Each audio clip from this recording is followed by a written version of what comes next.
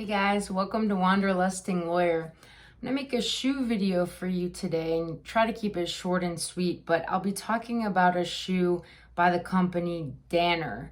I don't know a lot about this company, but I think they have their origins in boots and have recently, or I don't know, in the past several years, been making a trail runner called the Danner Trail 2650. And I saw someone post about this shoe or ask about this shoe in one of the Camino groups that I follow.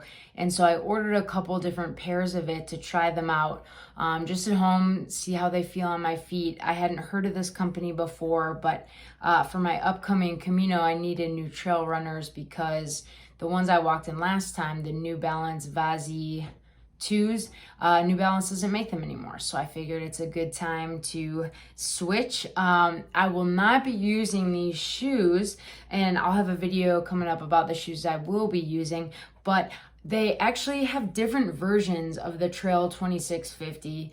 And I couldn't, when I was looking, I couldn't really find any information on what made them different. So hopefully this video helps. I've only worn them around the house, so I can't talk about how they perform on the trail, but I'll just be comparing features and talking a little bit about comfort on my feet.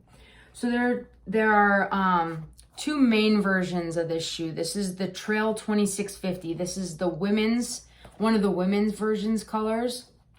And I have really big feet and I have to size up for hiking shoes for the Camino. So I got one of the men's colorways as well, same shoe. And this shoe is also available in a full leather, or at least the leather upper version.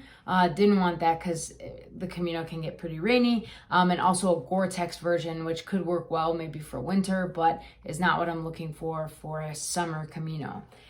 And then there's another version, the newest shoe in the line, I believe, called the Trail 2650 Campo.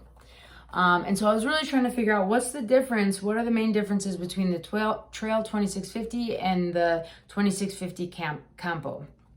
So I have made my list based on wearing them and comparing them. So let's start with what's the same.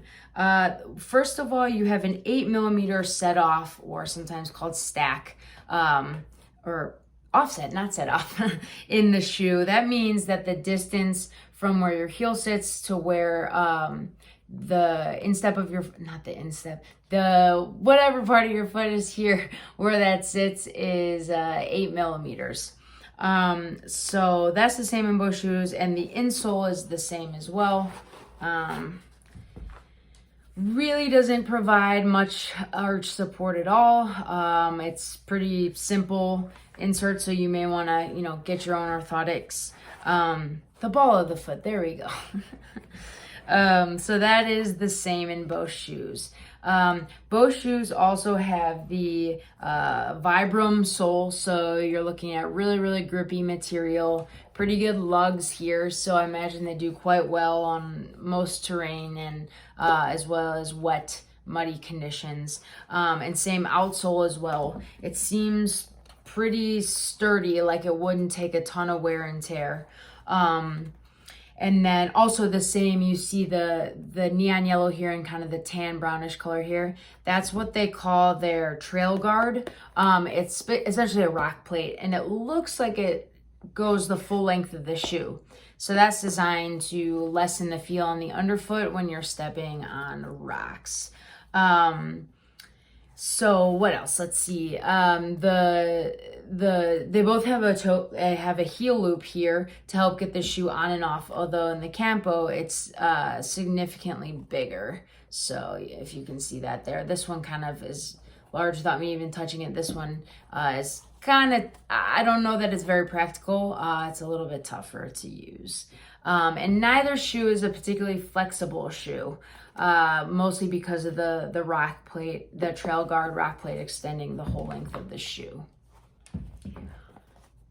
And one difference, I'll talk about this a little bit later, in the men's and women's shoes is you'll see and in the Campo as well, but the distance between this part of the shoe and where your heel is sitting. So that can play into how comfortable the shoe is. All right, what else is different? So one of the main differences you can see right off the bat is this upper material. In this shoe, it's suede. There are some little triangle cutouts to help the shoe breathe, but it's a shoe that's going to keep your feet a bit warmer and take longer to dry if it does get wet. Whereas in the Campo, you have this mesh material here, and I'm not sure, this is kind of like a synthetic pleathery material, but it looks like it would dry pretty quickly. And the toe guard is different as well. It's definitely stronger on the regular Trail 2650, and on the Campo it's a little bit lighter. I haven't weighed the shoes. They feel about the same weight though. So you know, this one though has breathability built into the toe. But this part is tough on both shoes, so I don't see a significant difference there. The Campo has a clip here for if you're using, I believe they're called gaiters, basically to cover your ankle when you're walking in the shoe to prevent rocks and debris from getting in. I understand that's something trail runners like to use. I imagine it's pretty nice too on the Camino if you can prevent rocks from getting in your shoes. I haven't used one, but the regular Trail 2650 does not have that clip. The laces are different too.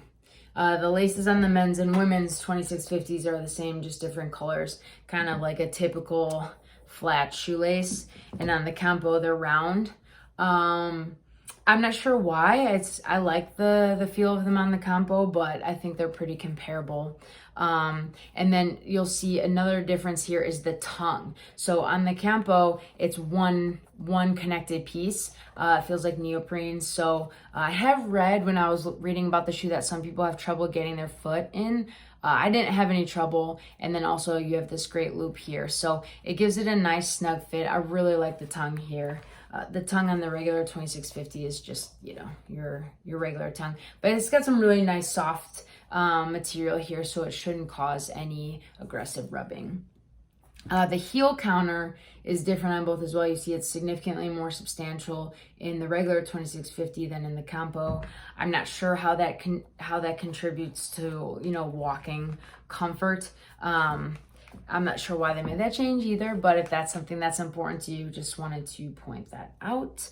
As I mentioned before, so this part here on the side, I don't know what that part of the shoe is called, but one of the main reasons I had trouble with this shoe is because I need a women's shoe, because with the men's shoes, the sides come up too high here for my foot, and this part rubs on that round outer ankle bone. So if you're a guy, I don't know that you'd have that problem, because I guess maybe your foot is more shaped like that. But then the women's, they only go up to a size 11. Make a size 12, Danner, if you watch this.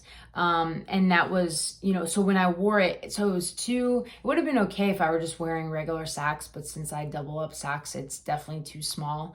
And so this was a lot more comfortable here in the women's, but unfortunately it's just not big enough for my foot. The toe box felt ample. I know if people have said that's what they like about these shoes in particular is the wider toe box. Definitely not as wide as like an Ultra, let's say, but pretty nice. And then the last thing to point out, I didn't notice it, but a lot of the reviews about this shoe, I think by runners, take big issue with this inner seam here. So this is a separate piece of fabric than the neoprene tongue, and if you touch it, it actually is a pretty aggressive seam, and I can see how if you're just wearing low running socks, that can rub and cause like blisters and probably even cuts and bleeding. So that's definitely something Danner's going to want to fix in this shoe. Now for Camino walkers, it's probably less of a problem, because if you're doubling up on socks, you create a barrier there. And honestly, when I wore it around the house with my double socks, it didn't register for me. But you know, I would definitely, if you want this shoe, I think REI sells it, I would get it there. You know, they let you, they're all about your happiness. So if you try the shoe and this causes a problem after a couple hours of hiking, then you can always take it back. So I hope that helps you understand the difference between the Danner Trail 2650 with the suede grain. Again, they have like a leather and a Gore-Tex version. And then the Trail 2650 Campo. And if you've used this shoe, you're thinking about using this shoe for your Camino or hiking or trail running, let me know how it worked out. Think if they make a bigger women's size and fix a few small issues, this is a shoe I'll definitely consider in the future. Thanks guys, and buen camino.